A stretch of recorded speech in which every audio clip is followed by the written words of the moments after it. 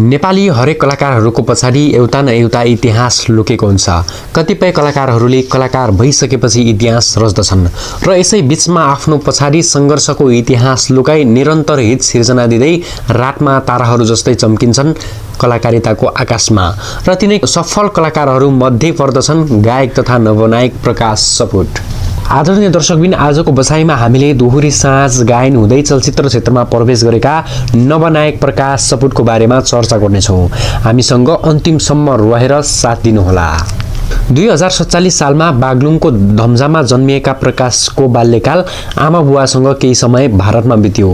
घर परिवारको राम्रो लालन पालन होस् भनी प्रकाशका आमा बुबा दुवैजना भारत गएका थिए। पछि प्रकाश सहित उनका बुबा आमा नेपाल आएपछि प्रकाशलाई बुतौल स्थित मामा घरमा छोडी बुबा आमा गाउँ गए। प्रकाशको 2 कक्षासम्मको अध्ययन बुतौलमा नै भएको थियो। पछि गाउँको प्रवेशले प्रकाशको उपस्थितिलाई निकै रमाइलो बनाएको थियो।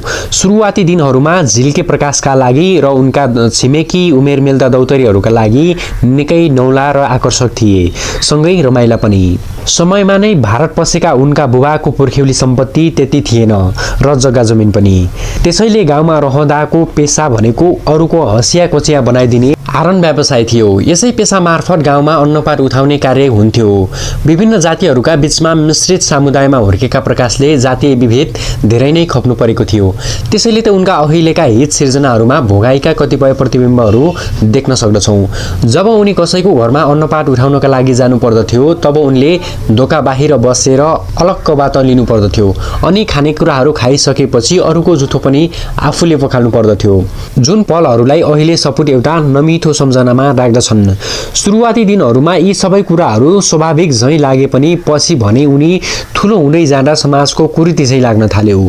गाउँघरमा विभिन्न किसिमका रमाइलो भोज विवाह जस्ता कार्यहरूमा नाच्न र गाउन भनेपछि प्रकाश जहिले पनि पहिले थिए।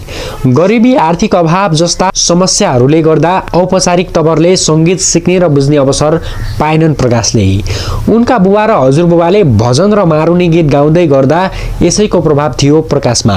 सानैदेखि मेहनत र लगनशील प्रकाश 45 मिनेट हिँडेर विद्यालय जानका लागि पनि बिहान 4 बजे उठेर दाउरा घाँस जस्ता चिजहरूका लागि जङ्गल जाने गर्दथे प्रकाश।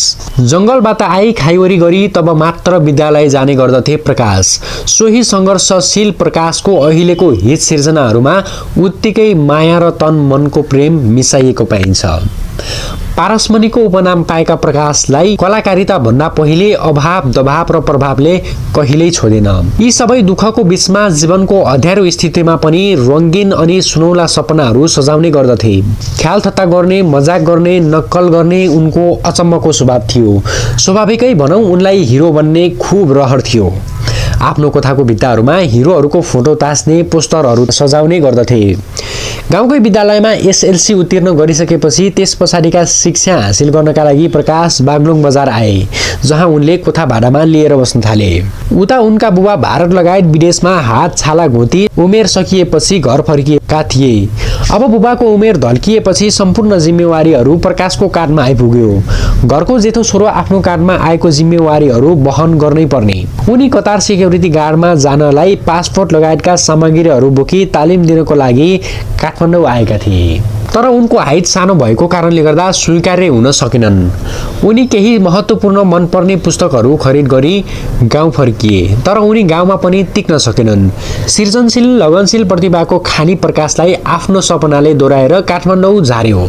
डेरा गरी बसेका प्रकाशलाई काम नपाउनका सुरुवाती दिनहरूमा निकै गाह्रो भएको थियो। उनले होटल रेस्टुरेन्टमा काम पनि गरे। पछि थमेल स्थित गाम्बेसी दोहोरी साँझमा काम गर्न थाले। त्यसपछि भने थोरै तलबहरूका साथमा टिप्स पाउने गरेपछि उनले घर खर्चका लागि घर पठाउने खर्च समेत बनाउन थाले। कहिले रेडियोमा कार्यक्रम प्रस्तुतकको रूपमा काम गर्ने त कहिले दोहोरी साँझमा गीत गाउने। यसै गरी दिनहरू बिते प्रकाशका। यति बेलासम्म प्रत्यक्ष र अप्रत्यक्ष गरी सयौं म्युजिक भिडियोहरूमा समेत काम गरिसकेका थिए प्रकाशले। पृथ्वी थकालीको साथले उनका केही गीतहरू हिट समेत भएका थिए। सृजनशील प्रकाशले दोहोरीमा जस्तै तुक्का मिलाई सवाल जवाफ हुने र्याप ब्याटल बजारमा ल्याए, जसले गर्दा प्रकाश एकाएक चम्किलो र उदाउँदो किसिमको कलाकार बन्न पुगे। समाज र सामाजिक यथार्थलाई चित्रण गर्दै जीवनमा घटेका विविध घटनाहरूलाई सम्बोधन गर्दै परदेशीको जीवनमा घट्न सक्ने र घट्ने घटनाहरू समावेश गरी बोल माया बोलको गीत सिर्जना गरे, जसले गर्दा उनी कहिल्यै पछाडि फर्केर हेर्नु परेन।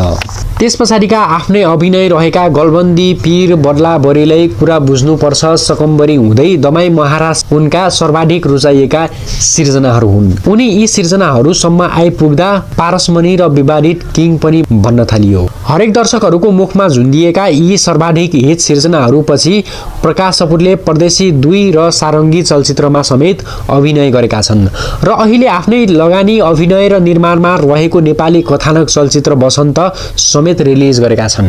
अहिले उनी हलमा दर्शकहरूको प्रतिक्रिया लिनका लागि व्यस्त छन् र हाम्रो तर्फबाट पनि उनलाई अझै धेरै शुभकामना छ। दर्शकबिन सफलता भनेको सपना देख्नु पनि हो। सपना देखेपछि मात्र सङ्घर्ष हुन्छ, मेहनत हुन्छ, निरन्तरता हुन्छ, सपनासँग प्रेम हुन्छ।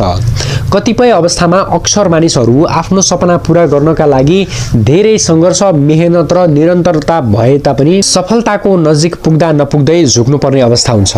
तर अपवाद भनौँ वा उदाहरण, गायक तथा नायक प्रकाश सपुर मेहनत र सङ्घर्ष हुँदै सफलता प्राप्ति र सफलताको उदाहरण बनेका छन्। पहिले उनीसँग अभाव, दबाव र प्रभाव अनि दुःख थियो। अहिले उनीसँग काठमाडौँमा घर छ, गाडी छ।